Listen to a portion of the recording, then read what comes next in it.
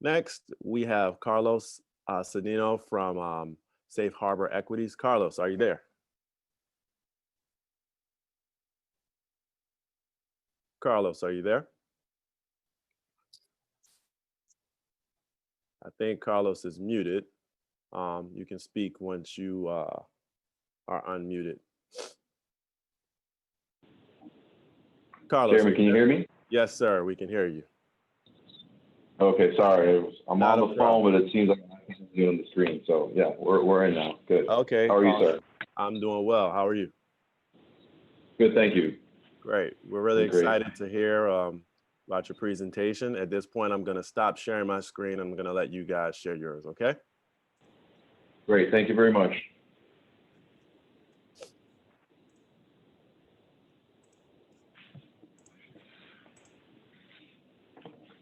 All right, we can see your screen. Excellent. Brian, do you want to maximize it, set it into presentation mode? Yes, let me, there you go. Great. Awesome. So good afternoon, everybody. As you've already heard, my name is Carlos Sandino. I'm a managing director here with Safe Harbor Equity. Just to give a brief intro of myself, I spent probably the majority of my career in banking. I've begun in credit and loan underwriting in the commercial space with a big money center bank, which is Citibank, and then transitioning into sales with them, eventually moving on to what's called special assets within the banking space, which is basically distressed debt management. So I spent the latter part of my career, about 10 years, handling all sorts of distressed debt, anything from consumer mortgages, consumer debt, credit card debt, to commercial loans, investor loans, with varying asset classes, with levels of distress. Worked out probably over $1.5 billion of distressed debt over the last cycle after the Great recession, excuse me. So now I'm here, the past 2 years I've been in the fund world on the acquisition side and looking at distressed debt as an investment opportunity. So today, I'm with Safe Harbor, which is a private equity firm that targets distressed commercial real estate debt. We do not target residential mortgages. We specialize in the strategic acquisition, origination, management, and repositioning of non-performing asset-backed commercial real estate mortgages. And I'm happy to speak to you about the opportunities that the distressed commercial real estate debt market is presenting at the current time, particularly in the unique times that we find ourselves in. Brian, can you hit the next slide, please? This is a very basic graph that details the overall mortgage market in the United States and the opportunities that are presenting themselves. Between both residential and commercial real estate, the mortgage market in the U.S. is over $16 trillion. Commercial market is smaller of the two, but still approximately $4.7 trillion. Even a small percentage change in non-performing loans represents billions of dollars in investment opportunities. Specifically, even a 25 basis point increase in non-performing commercial mortgages represents about $12 billion in investing opportunities in the distressed mortgage market. In addition, over the past 5 years, commercial mortgage debt has grown at a pace more than double that of residential mortgage debt. Since 2015, commercial mortgage debt outstanding has grown about 5% per year versus 2.2% for the residential mortgage market.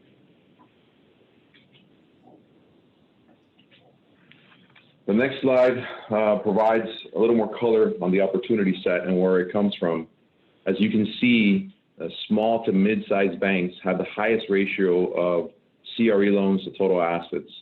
You can see it illustrated in the blue and turquoise lines in the graph, which are basically representing banks with assets either between $1 billion to $10 billion and those smaller banks with $100 million to $1 billion in assets under management. Banks with $1 to $10 billion in total assets saw the percentage of CRE to total assets grow the fastest, We believe this means that small to mid-sized banks will have more commercial real estate loans that become distressed and are going to need partners to remove these assets from their balance sheets. Additionally, if you take a look at the bottom of the slide, you can see that after a steady decline in the ratio of non-performing assets to total assets, in 2020, we begin to see some upticks in this ratio, most pronounced particularly at institutions with less than $10 billion in assets. This is where a fund like Safe Harbor, is what we do, proves to be invaluable. While in the past we have and do purchase from all lenders, including the big money center banks like Chase, Wells, B of A, Cities, the bulk of our debt come from the community and regional lenders. It's here where we've established a strong relationship with these lenders and have a track record of closing transactions on a recurring basis. Next slide, please, Brian. The previous two slides kind of provided you with an overall idea of what the market opportunity is during a kind of a steady state, and what we would call, you want to call, normal times. But obviously, we now find ourselves in a unique and uncertain time period. As we all know, COVID is wreaking havoc on our economy. By mid-March, only a few weeks into a U.S. response to the pandemic, distressed debt had ballooned to about $1 trillion.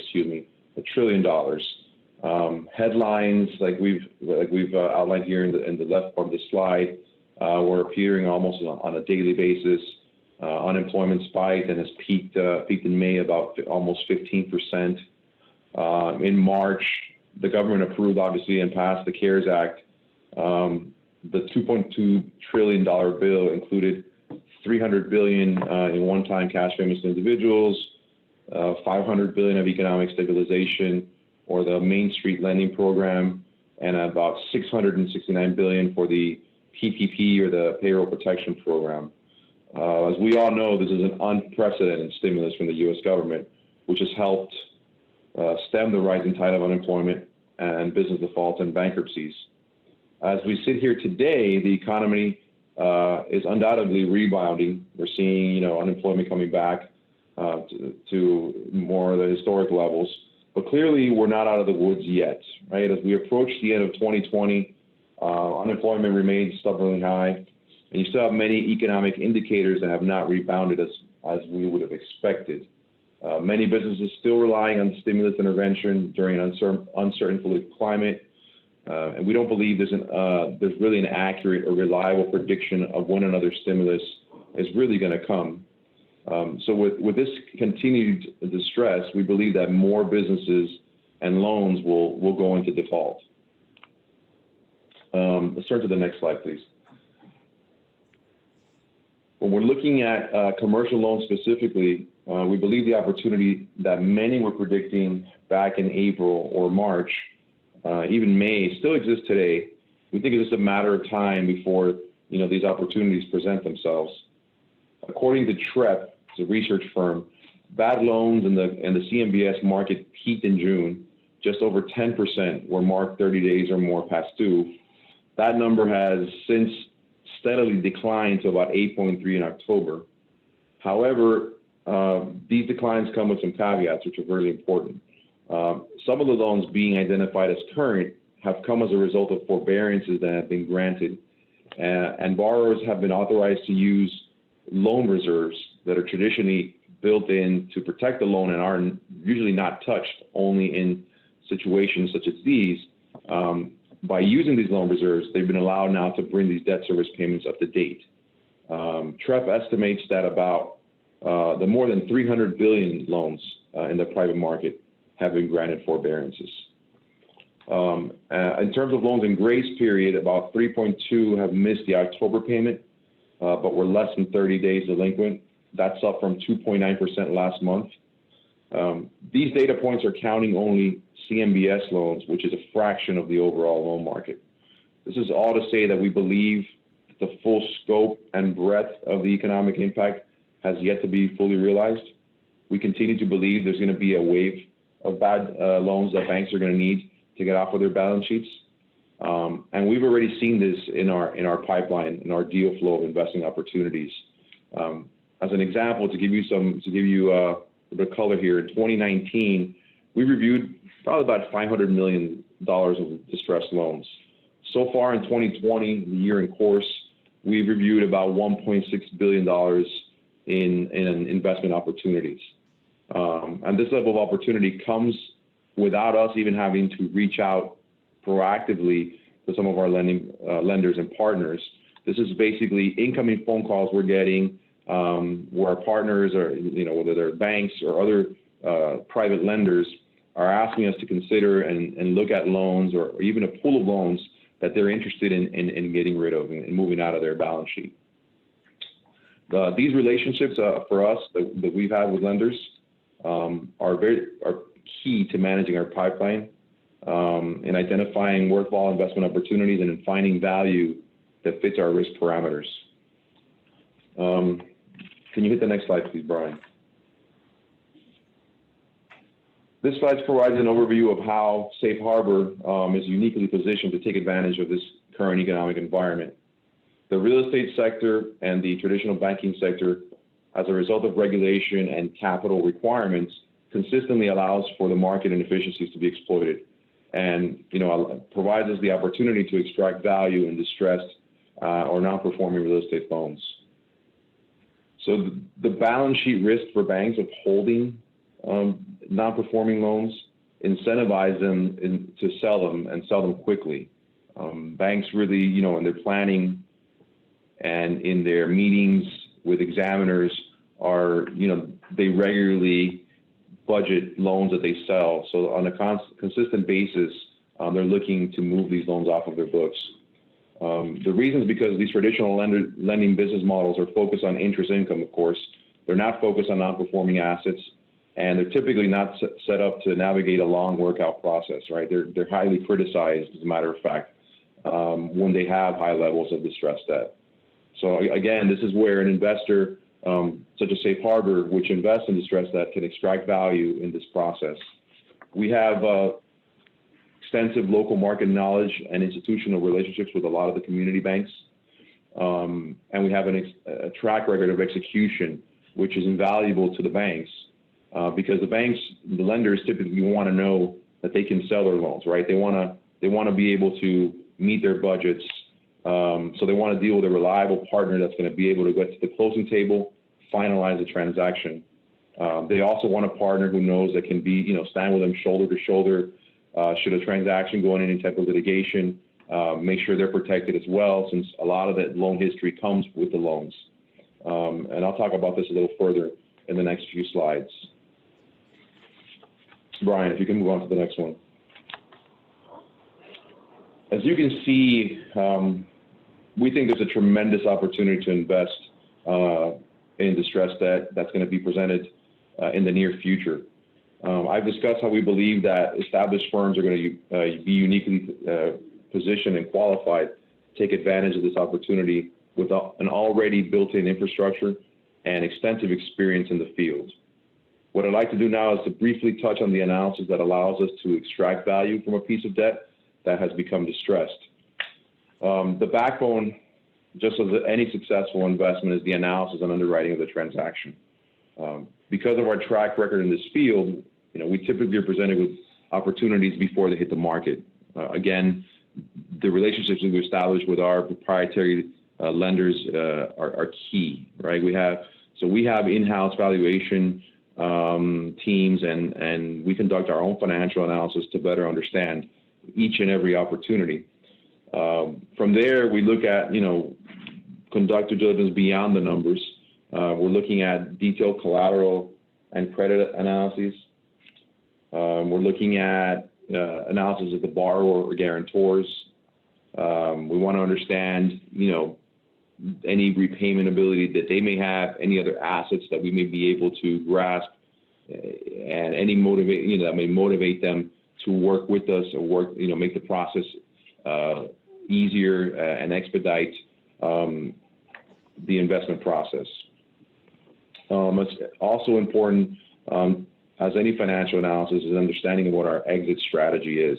And this is very important because we never make an investment without a thorough understanding of what our exit strategy is. We also have in-house, we service our loans in-house, which allows us to establish relationships with borrowers through that workout and restructuring process. We work towards a payoff. In some cases, though, if necessary, we will pursue foreclosure and taking title of the underlying collateral. The next slide, Brian. One area that does often go overlooked in this type of investing is the need for expertise in litigation management. So once you've conducted your financial analysis, your borrower analysis, you really need to be aware keenly of the litigation risk. The time and energy required to pursue litigation, to conduct it successfully, and do it in a timely manner is really critical to achieving any of the desired return hurdles. If it's not handled properly, litigation can take years, and the cost can easily erode any gains that you expect on the investment. We're fully involved in all aspects of the litigation process. We do not outsource our litigation to any third-party legal teams. We set a defined litigation strategy in each case using our deep understanding of the judiciary and borrower and opposing counsel analysis. I mean, we really get deep into that for understanding who's on the other side of the table. So rather than taking a hands-off approach, we're extremely hands-on, and we monitor each investment, which allows us to pivot rapidly in response to changes in each case. We're basically employing a game theory approach to steer our decision-making process and to increase the likelihood of favorable outcomes in each case that we handle. Litigation strategy management is a critical component of monitoring investments and achieving the returns that we're aiming for. Brian, next slide, please. Ultimately, our investing strategy is to ensure the safety of our investors' principal. We have a saying internally at Safe Harbor that our investing style is stay rich investing, not get rich investing. So our primary goal is to protect the investments we make with detailed valuations, market analysis, and conservative loan-to-value parameters.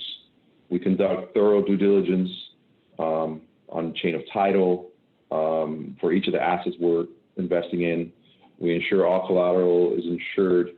We do all, like I said before, previously, all our servicing is in-house, which ensures we're constantly monitoring our credit risk. Most of the debt we purchase comes with PGs, with personal guarantees as well. So we do have guarantor enhancements beyond the value of the property. And our interest rate exposure is protected through monitoring and management of our credit facilities, borrowing caps and floors on our rates. We protect our investments default risk through first lien positions. We don't do subordinate debt positions. We usually employ very aggressive forbearance agreements and bankruptcy protections into our lending agreements. We mitigate liquidity risk via speed of execution, in-house property management, and established network of buyers and brokers. We can't eliminate risk, obviously, but we do our best to limit it and ensure the protection of our investors' capital. These principles together have allowed us to be successful for many years. And we believe in today's investing environment, these principles are going to be even more important than ever. We believe that the amount of distressed debt in the commercial real estate market is going to reach historic proportions. Entire industries are obviously coming under severe pressure, and banks are going to need the help and partnerships to help them unload all these non-performing loans. While we believe that there's an enormous investment opportunity that would be presented, we understand the magnitude of what's happening and the importance of continually evaluating our underwriting standards, our financial analysis, and our understanding of the litigation environment. Just because there's a great opportunity out there doesn't mean it's going to be easy. And we understand that the environment is constantly changing and we're constantly adapting. Having a partner that you can trust in these times, we believe, is utmost importance, and we've developed those partnerships throughout our history. With that, I thank you for your interest today, and we'll open it up with questions. Yes, you have a question. What kind of protections do you have against bankruptcy? So, what we do, there's two things we do. And the first thing we try to do when we buy a non-performing loan is we try to work with the borrower. By working with the borrower, we embed specific language and specific provisions in our forbearance agreements that limits or sets forth. You can't prevent them from filing bankruptcy. That's always a remedy that they will have. But we embed certain language and certain provisions. We frequently request that they amend their operating agreements, making them like what's called a bankruptcy distant entity. So there's different legal strategies. Nothing's ever bankruptcy proof, correct? I mean, that's why bankruptcy is there. But there's a lot of strategies you can do on the legal side up front, particularly if the strategy initially is to work with the borrower to limit that and to be able to get relief of the stay once you are in bankruptcy. Most assets most of the loans that we are purchasing are, the collateral is held in single purpose entities. So we're not going to lend, or purchase loans that are, where the asset is held by an operating company, which would complicate things and make the submission of a plan, of a reorganization plan, very complicated and convoluted. So you're looking at single purpose entities, bankruptcy distant, or bankruptcy remote. You could use the term interchangeably to limit that risk in bankruptcy and to allow us to usually get relief of stay that allows us to go back to the circuit courts and get foreclosure and proceed with foreclosure. Okay, another question, is there a specific geography or how are things varying by geography? So our backyard is South Florida, and that's where we primarily concentrate. But we have pursued opportunities, strategic opportunities throughout the East Coast, primarily New York, Connecticut, Carolinas. But obviously, we like South Florida. We think the market, we know the market well, and that's primarily where most of our deals and our relationships are established. And another question, I want to know what you're looking for to determine that things are different and it's time to invest some money. Say that again? I want to know what you're looking for to determine that things are different and it's time to invest money. What we're looking for if things are different. The timing, like how do you know when it's time to invest? Okay. So, that is an interesting instrument because we're not trading equity. And I think when you're looking at it from a debt perspective, it's a different analysis. So for a distressed debt, we're looking at, all components of it. So we're primarily focused on the collateral, right? And our loan to values are typically they usually never exceed 70, but we're typically somewhere between 50 and 65%. So that provides a big cushion for us to absorb any losses that may come from the timing aspect. So when is the right time? It depends it just varies by asset class. But if you're looking at, for example, some of the asset classes that are in deep distress today, let's say just the hotel industry, for example, hospitality, they've been ravished by COVID, obviously. So you could ask, is it the right time to invest in hospitality? Well, we look at our cost basis and say, well, if we're looking at a distressed hotel in Florida, and just for argument's sake, I'll pick Orlando, right? Everybody knows Orlando. Typically, people go out there to see either Mickey, Universal, one of the parks. So, we'll look at an asset like that and say, well, what basis are we coming in at? So, as an example, I'll give you a live opportunity that we're looking at today. This is a hotel that, 2 years ago, a year and a half ago, pre-COVID, was valued at about $50 million. The opportunity is being presented to us by one of our lending partners that we have a great relationship with. They're in it for $12 million. So is the time right to invest in hotels? Well, it depends. If you're buying a hotel and you're paying the $50 million, well, then it's not the right time, right? But if you're buying the debt with the intent of working and restructuring it out, embedding protections that would accelerate the, the access to the collateral if the borrower continues to default, then, we take back a hotel at $10 million, $15 million, whatever our cost basis is after litigation. We believe it's the right time to invest, right? That because values are depressed, because the borrower is going to have a difficult time finding other investors, then it gives us the upper edge in the negotiation and allows us to work something out that works for both sides. And if it ends up that the loan ends up defaulting again, then, we're looking at a property that, again, historically was worth 50. We think in this situation, we think after doing some due diligence on, what it would take to recover out of COVID over the next 2 or 3 years and build up your RevPAR and get your occupancy back, we think it's probably worth somewhere between 25 and 30 million. Even then, you're in it at 12, 13, 14, whatever it is after, litigation and your full, whatever carrying costs. We're still in a very, very secure position where either on the back end, if we ended up taking that hotel back in the location where it's at, then we feel that our exit strategy is either to, sell it to a development division of a hotel chain, which will gladly take it at, a deep discount, but it will still allow us to recover our investment with a very healthy return. So it's a long-winded answer, I know, but it just depends on each situation. Awesome.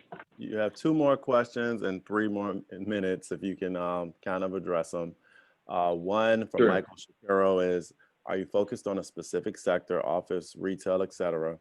And the second one is, how do you see distressed debt pricing changing from pre-COVID to post-COVID? So we're not focused on any particular sector. We're pretty agnostic. Again, because we come in typically we underwrite our collateral and we come in at pretty conservative loan to values. We've established relationships with different operating partners. We have one of the largest REO and hotel management firms in the nation and on the East Coast that we partnered up with, at least on the hospitality side. We have a number of local operators that, focus on office, retail. So we're agnostic. We're looking at where we think we're looking at where values were, where values are today, and what cost bases are we coming in. So there's not a specific sector we're focusing on at this time. And the second question was, I apologize. You could repeat it? No problem. How do you see the distressed debt prices changing from pre-COVID to post-COVID? So that's an interesting question. Obviously, under the economic circumstances we're in, banks are more and more motivated to move that debt. Up until now, because the regulators have been flexible particularly with the banking institutions, we've not seen deep discounts in pricing on distressed debt. However, post the 2008 recession and market crash, banks were considerably more conservative in their underwriting. So we're able to see opportunities that where the bank spaces is low, and where even if we come in and we price it at par, right, close to par, then we're still, priced conservatively. As I mentioned before in the example I gave in this hotel opportunity, you come in, the bank lent, 12 million on it, slightly under actually, but they lend at a very conservative number. So they're not going to, obviously they're not going to be inclined, because there's value there, to give a discount. So that's kind of resonates right now, where banks were conservative coming out of the recession, were requiring greater equity investments on behalf of borrowers. And so banks are not yet aggressive in, say, taking hefty discounts. That's not to say there aren't certain assets where we aren't seeing, there's small discounts. You're not seeing 20, 30, 40, 50% discounts. Just because, again, banks were conservative in their own cost basis. But we have seen opportunities where, larger lenders, non-bank type lenders, were more aggressive, are definitely, seeing 5 to 10% off the top. Awesome. and they're listening, Yeah. Well, thank you so much. In the interest of time, we want to keep everything moving, but this has been a very great presentation, Carlos. We really thank you for your time. Anytime. Thank you guys for having us.